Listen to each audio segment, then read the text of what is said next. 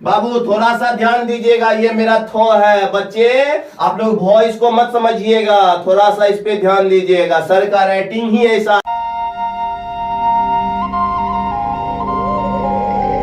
जी हाँ, मेरा नाम सागर कुमार मिश्रा, जो कि हम आज आप सबों के बीच संस्कृत व्याकरण लेके आए हैं।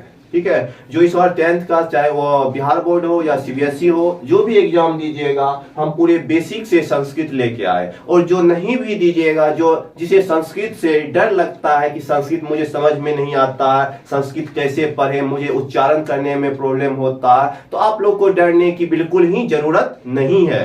तो सिर्फ आप ध्यान से देखिए और समझिए, और कुछ नहीं है। हम यहाँ पे सबसे पहले लिखे हैं संस्कृत व्याकरण, जिसका कि इंग्लिश होता है संस्कृत ग्रामर। ग्रामर में सभी जानते हैं व्याकरण होता है, चाहे वो इंग्लिश का हो, चाहे वो हिंदी का हो या संस्कृत का हो, इसमें आप लोग को कहीं डाउट नहीं होता। तो सबसे पहले हम जानते हैं कि फादर्स ऑफ संस्कृत क्या होता है, संस्कृत के पिता हम किसे कहते हैं। तो संस्कृत कहाँ से आई? हमारा प्राचीन भाषा संस्कृत है, जो कि हम लोग पहले संस्कृत में ही बात करते थे। हमारे नालंदा विश्वविद्यालय में विदेशों से लोग आके पढ़ते थे संस्कृत ही।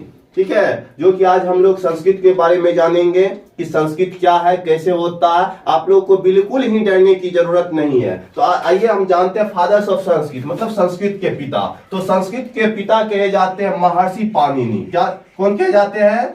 महर्षि पाणिनि। पाणिनि, ये हुए हमारे संस्कृत के फादर्स ऑफ संस्कृत, महर्षि पाणिनि संस्कृत के पिता कहे जाते हैं। तो आइए हम बेसिक से, आप लोग संस्कृत में मान लीजिए कुछ भी नहीं जानते हैं, तो भी हम आप लोग को इतना बताएंगे कि आप चाहे बिहार बोर्ड हो या सीबीएसई बोर्ड हो, जो भी एग्जाम देते हैं या जिसे भी संस्कृत से डर लगता है, तो आप लोग को बिल्कुल डरने की कोई बात ही नहीं है। तो यहाँ पे हम कुछ एग्जाम्पल व्याकरण के लिख दिए हैं, जिसमें सबसे पहले हम लोग जानते हैं संस्कृत पढ़ने से पहले जो पुरुष, सबसे पहले आता है पुरुष। पुरुष आता है, उसके बाद वचन के बारे में जानेंगे, जिसे हम इंग्लिश में नंबर कहते हैं। उसके बाद हम जेंडर इंग्लिश में पढ़ते हैं, आप लोग इंग्लिश भी जानते हैं, तो इसलिए आप लोग के सुविधा के लिए इंग्लिश भी यहाँ पे लिख दिए हैं। ठीक है, यहाँ की पुरुष तो पर्सन हुआ, आप लोग इंग्लिश में भी पर्सन जानते हैं, first person, second person, third person. तो यहाँ पे हम लोग जानेंगे कि पुरुष संस्कृत में जो होते हैं वो 3 होते हैं, संस्कृत में भी प्रथम पुरुष, मध्यम पुरुष, उत्तम पुरुष। तो उसके बाद नंबर का हिंदी होता है वचन, जिसमें आप लोग इंग्लिश में भी और हिंदी में भी नंबर पढ़ते हैं। लेकिन यहाँ पे जब हम नंबर पढ़ेंगे तो हिंदी और इंग्लिश में आप नंबर पढ़ते होंगे 2 टाइप्स ऑफ नंबर, तो 2 प्रकार के। और यहाँ पे हम जब भी नंबर पढ़ेंगे तो वो 3 प्रकार के पढ़ेंगे। उसके बाद लिंग आता है, लिंग मीन्स होता है जेंडर, आप लोग जेंडर भी जानते होंगे। उसके बाद सब्जेक्ट आता है, उसके बाद वर्ब आता है, उसके बाद ऑब्जेक्ट आता है। तो सबसे पहले मेरा टॉपिक जो होगा यहाँ से पर्सन से शुरू होगा। पुरुष किसे कहते हैं, तो पुरुष के बारे में हम लोग को जानना है। तो देखिए सबसे पहले आप लोग पुरुष किसे कहते हैं इसे जानिए। पुरुष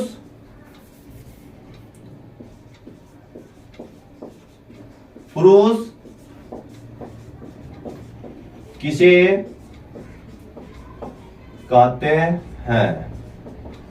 दैट मीन्स, देखिए स्टूडेंट्स, प्यारे मेरे बच्चों, कि मेरा जब भी हम कोई क्लास लेते हैं तो उसमें हम 2 चीज पहले अपना लिखने का बता देते हैं। पहले मैं यो और थो में मैं अपना डिफरेंस बता दूं, मैं यो कैसे लिखता हूं और थो कैसे लिखता हूं। क्योंकि मुझे बहुत सारे स्टूडेंट सर पूछने लगते हैं, सर ये यो है या वो है। इसमें बहुत सारे स्टूडेंट्स को डाउट होने लगता है कि आप क्या लिखे हैं सर बार बार। इसीलिए मैं पहले ये 2 टॉपिक को क्लियर कर देता हूं। मेरा जो बच्चे है ये यो लिखने का, मैं यो ऐसे लिखता हूं, और थो जो है मैं ऐसे लिखता हूं। इसमें आप लोग को कहीं डाउट नहीं होना चाहिए। ठीक है, ये मेरा यो है, ये मेरा थो है, समझ रहे हैं? इसको आप ध्यान में रखिएगा। तो मैं पहला क्वेश्चन लिखा हूं, पुरुष किसे कहते हैं, लिख देते हैं यहाँ पे,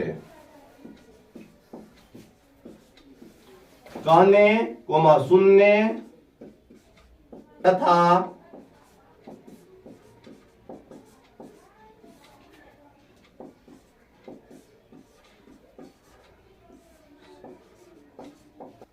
जो कुछ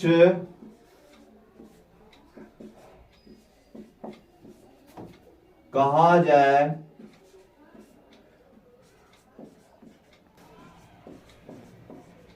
उस पुरुष या जैसा कि मैं आप लोग को बता दिया था कि सबसे पहले मेरा यो और थो में अंतर, तो बार बार मैं यहां बता देता हूं, ये मेरा यो है, आप लोग को कहीं कंफ्यूजन नहीं हो।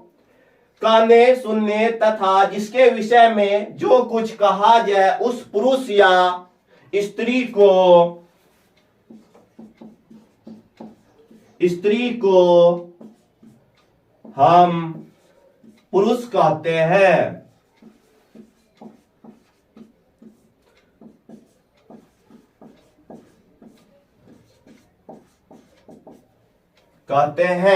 देखिए फिर से डिफाइन है कहने, आप लोग बस हमेशा बात को सुनिए और सुनते सुनते आप लोग को याद हो जाएगा और समझ में भी आ जाएगा।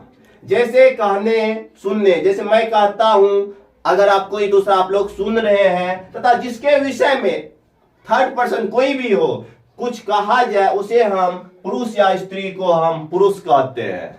अब देखिए हम संस्कृत पढ़ रहे हैं, तो संस्कृत में जो है यहाँ पे हम जैसे हिंदी में आप लोग जैसे समझते होंगे, जैसे का यहाँ पे संस्कृत होता है यथा, जैसे का यहाँ पे हम हिंदी और संस्कृत दोनों लिख देते हैं, जैसे कि आप लोग को कहीं कोई प्रॉब्लम नहीं हो। जैसे लिखे हैं इसका हम ब्रैकेट में संस्कृत भी लिख देते हैं यथा।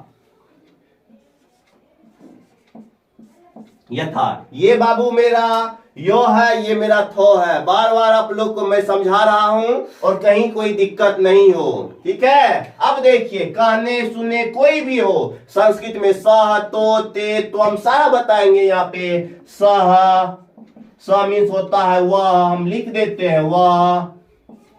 तो मीन्स वे दोनों, तो ते मतलब वे सब, ठीक है। जैसे आप लोग हिंदी में लिखते होंगे इत्यादि लास्ट में डॉट डॉट दे के, तो यहाँ पे हम संस्कृत में इति लिखते हैं। क्या लिखते हैं? इति लिखते हैं। हर्षई तो हर्षी का इति कहते हैं, ये पुरुष हुआ। जैसे मान लीजिए संस्कृत जो है बाबू मात्र यही तीन पे, आप अगर पुरुष समझ लिए, वचन समझ लिए, ठीक है, एक आप सब्जेक्ट समझिएगा, ऑब्जेक्ट ये सारा समझ लीजिएगा, जेंडर तो और संस्कृत व्याकरण में कुछ भी नहीं है। अब जैसा कि व्याकरण समझ रहे हैं तो बस समझिए हम संस्कृत समझ गए हैं, ठीक है। संस्कृत में कोई प्रॉब्लम नहीं होगा आप लोग को। ये हुआ पुरुष का डिफाइन, पुरुष किसे कहते हैं। किसी को डाउट? नो। तो चलिए हम आगे बढ़ते हैं। अब टाइप्स ऑफ पुरुष, मतलब पुरुष कितने प्रकार के होते हैं इसके बारे में हम लोग को जानना है। तो चलिए अब इसको हम रेज करते हैं। अब हम आपको पुरुष कितने प्रकार के होते हैं उसके बारे में बताएंगे। तो एक स्टार लगा के आप लोग लिख सकते हैं, पुरुष तीन प्रकार के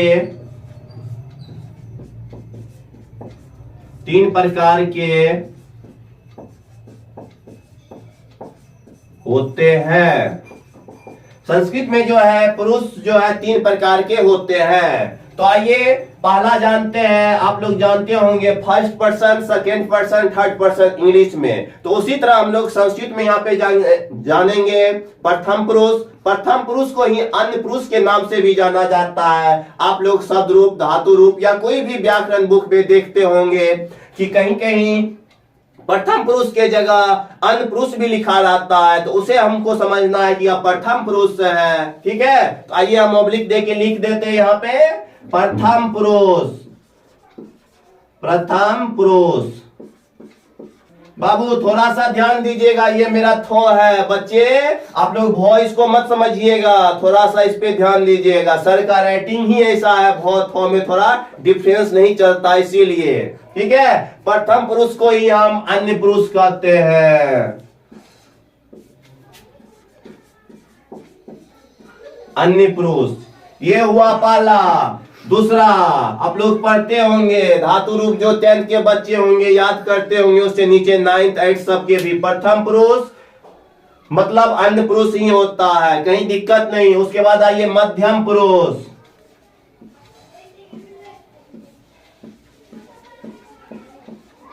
मध्यम पुरुष, उसके बाद उत्तम पुरुष, म छूट गया सर जी, मध्यम में। मध्यम पुरुष, उत्तम पुरुष।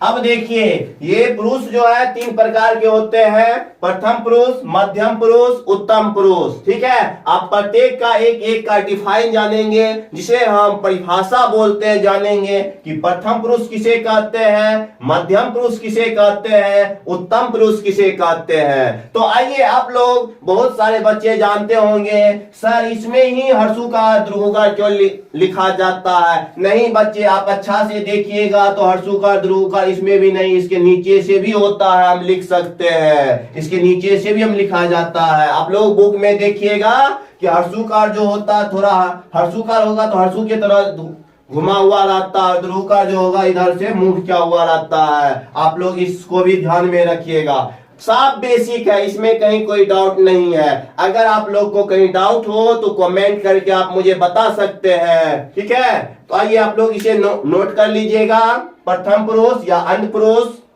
मध्यम पुरुष, उत्तम पुरुष। आइए आप इस सभी का हम डिफाइन जानते हैं कि प्रथम पुरुष या अंत पुरुष किसे कहते हैं। प्रथम पुरुष और अंत पुरुष कहने, सुनने तथा जिसके विषय में जो कुछ कहा जाए उसे संस्कृत में प्रथम पुरुष कहते हैं। उसे संस्कृत में क्या कहते हैं, प्रथम पुरुष कहते हैं। ठीक है, यहाँ पे हम उत्तर भी लिख देते हैं, अगर दिक्कत है तो उत्तर। अच्छा से देखिए, यहाँ पे हमें जानना है कि पुरुष, प्रथम पुरुष या अंत पुरुष किसे कहते हैं। तो आइए इसका हम डिफाइन जानते हैं। डिफाइन का अंत पुरुष मतलब जो यहाँ पे प्रेजेंट में नहीं है, जिसके विषय में जो कुछ कहा जाए उसे हम प्रथम पुरुष या अंत पुरुष कहते हैं। जिसके विषय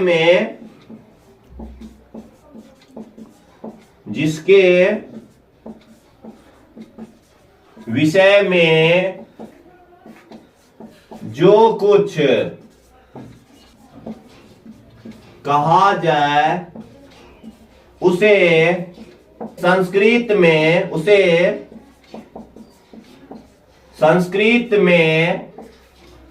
प्रथम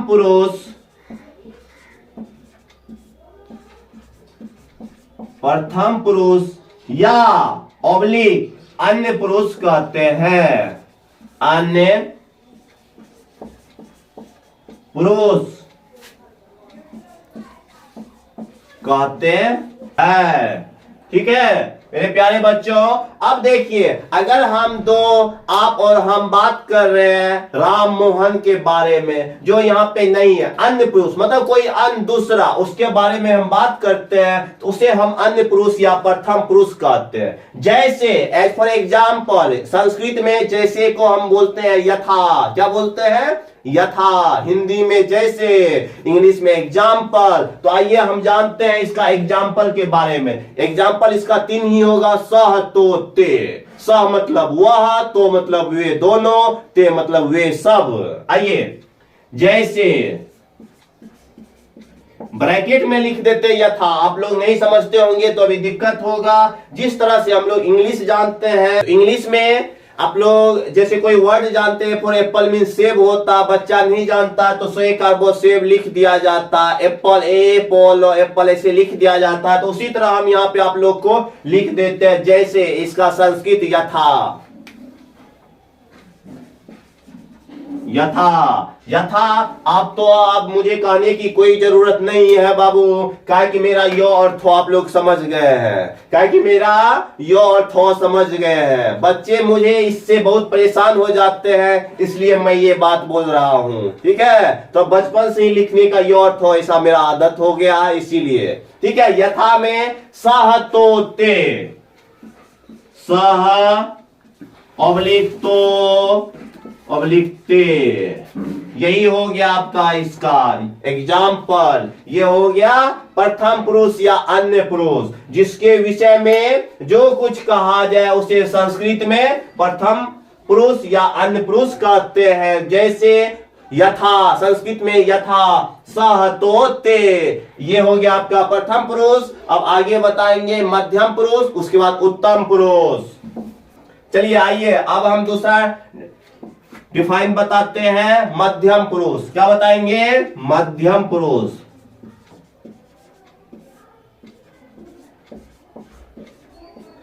ये है आपका मध्यम पुरुष है। सुनने वाले को हम मध्यम पुरुष कहते हैं बाबू।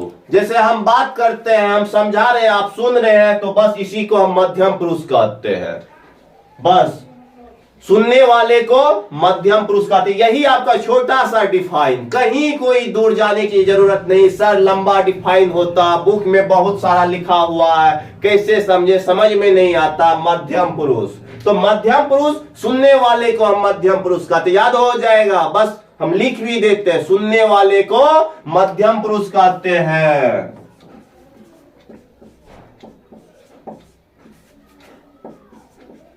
सुनने वाले को मध्यम पुरुष कहते हैं। मध्यम पुरुष कहते हैं। कहीं दिक्कत? आप फिर इसका एग्जाम्पल होगा। क्या होगा एग्जाम्पल? आप लोग जानते हैं? तो जानते हैं तो कमेंट कीजिएगा, नहीं जानते हैं तो यहाँ पे हम लिख देते हैं। मध्यम पुरुष, संस्कृत में मध्यम पुरुष आता है। वचन बताएंगे तो उसमें एक वचन, द्विवचन, बहुवचन लिखा हुआ मिलेगा। प्रथम पुरुष, मध्यम पुरुष, उत्तम पुरुष। जब आप लोग धातु रूप पढ़ते होंगे, उसमें पठ धातु में प्रथम पुरुष, मध्यम पुरुष, उत्तम पुरुष तीनों लिखा हुआ रहता। तो सबसे पहले हम उसके बारे में जानेंगे। तो आइए, मध्यम पुरुष समझ गए, सुनने वाले को मध्यम पुरुष। हम बात कर रहे हैं, आप सुन रहे हैं, तो मध्यम पुरुष हो गया। ठीक है, जैसे, यथा। अब हम जैसे नहीं, थोड़ा धीरे धीरे आगे की ओर सिर्फ यथा लिखते हैं। यथा, त्वम, त्वम, युवाम, यूयम, यूयम।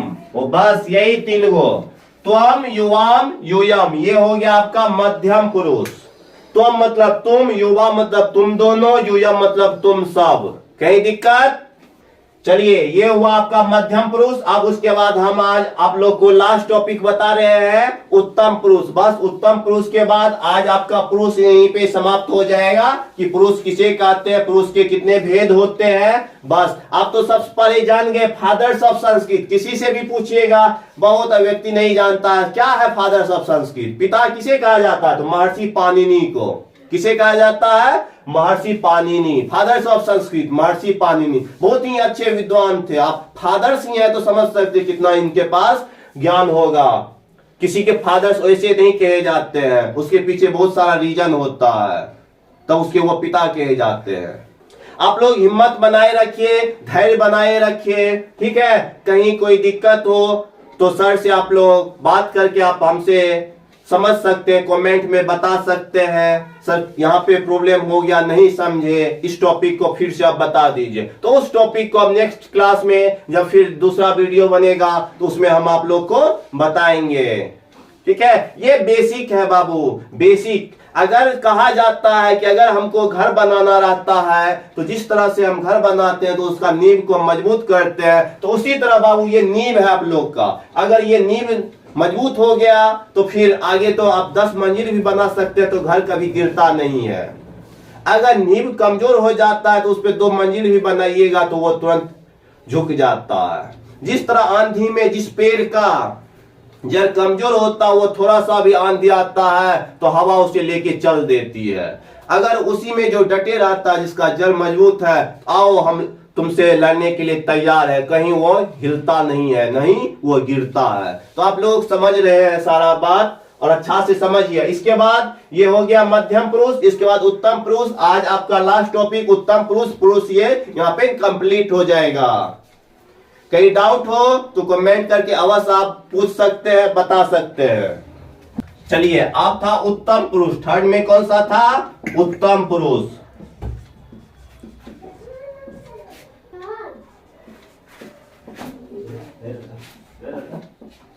चलिए आप देखिए, यहाँ पे बताएंगे उत्तम पुरुष किसे कहते हैं। तो कहने और बोलने वाले को उत्तम पुरुष कहते हैं। कहने और बोलने वाले को क्या बोलते हैं? उत्तम पुरुष कहते हैं। कहने और बोलने वाले को, जो कहते हैं कहने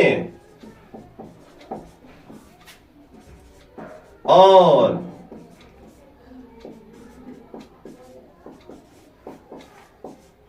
बोलने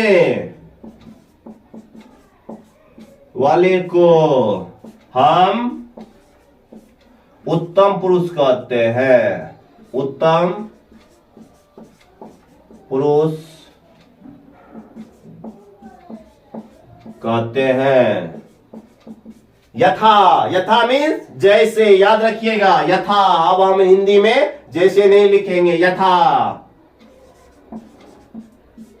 यथा अहम आवाम वयम। अहम, अहम मतलब मैं, आवाम मतलब हम दोनों, वयम मतलब हम सब। अहम, अहम देखिए दो तरह से, या तो आप अनुस्वार दे दीजिएगा हो पे तो ये मो का उच्चारण करता है, या नहीं तो आप ऑब्लिक दे के हम ऐसे भी हम लिख सकते ओ हो मो, इसको हलंत कहते हैं, इसको हलंत। अहम, अहम आवाम, आवाम वयम। ठीक है, चलिए दोस्तों, अब ये था पुरुष। पुरुष का लास्ट भेद था उत्तम पुरुष। कहने और बोलने वाले को हम क्या बोलते हैं? उत्तम पुरुष कहते हैं। इसका यथा हो गया जैसे अहम आवाम वयम। कहीं दिक्कत? आज मेरा ये फर्स्ट क्लास था संस्कृत का यूट्यूब पे। ठीक है, आप लोग को कैसा लगा कमेंट में अवश्य बताइएगा। आगे आप लोग खुद समझदार है। ठीक है, जय हिंद।